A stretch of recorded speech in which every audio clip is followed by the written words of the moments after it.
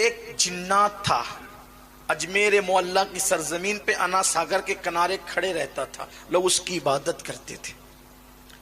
آخری حربہ اجمیر والوں کے لیے مدد کے لیے وہی تھا کہ جنگوں میں ادھر ادھر جب بہت مشکل آتی تو کہتے سادی دیو کو تو مدد کر۔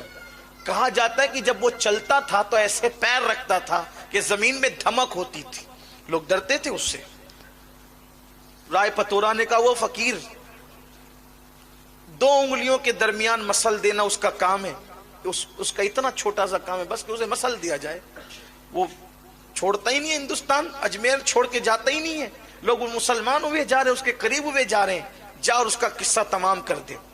اس نے کہا یہ تو میرے لیے چھوٹی سی بات ہے۔ وہ ہنسا اور ہنس کر کے کہا مجھے لیے چھوٹی سی بات ہے۔ وہ جا کے غریب نواز کے سامنے کھڑا ہو گیا۔ ان دنوں غریب نواز کا قیام ایک درخت کے نیچے انا ساگر کے کنارے تھا۔ اس نے کہا اے فقیر تو اجمیر اور ہندوستان چھوڑ اور چلا جا یہاں سے۔ پیچھے اجمیر کے لوگ کھڑے تھے۔ یہ اجمیر اجمیر اس لیے کہہ رہا ہوں کہ میں تاریخ بیان کر رہا ہوں، ورنہ جب بھی ہم غریب نواز کی نسبت سے اس شہر کا نام لیتے ہیں تو اجمیر معلیٰ اور اجمیر شریف کہتے ہیں۔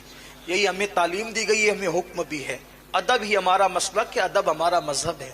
تو اس نے کہا کہ آپ اجمیر چھوڑ دیں، کیونکہ اس کی بات نقل ہو رہی ہے، اس نے جو کہا وہی کہوں گا، ورنہ اگر وہ یہ کہوں گا اجمیر شریف تو کہا اس نے کب کہہ دیا تھا اجمیر شریف، یہ بھی تو مسائل ہیں، یہ بھی مسئلہ ہے نا۔ تو اس لیے اس نے کہا چھوڑ دیں آپ اجمیر، ہندوستان چھوڑ دیں آپ۔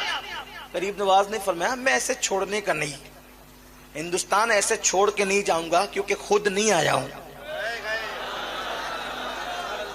ہندوستان اگر ہندوستان چھڑوانے کا خواب ہے سادی دیو، او سادی دیو، اگر تو چاہتا ہے کہ ہندوستان سے ہمیں نکالے تو غریب نواز کا جواب ہے میں خود نہیں آیا، مجھے مدینے کی سرکار نے بھیجا ہے۔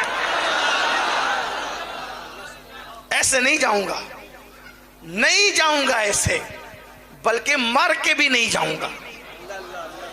ہاں مر کے بھی کوئی نہیں لے جا سکتا ہمیں۔ کیوں؟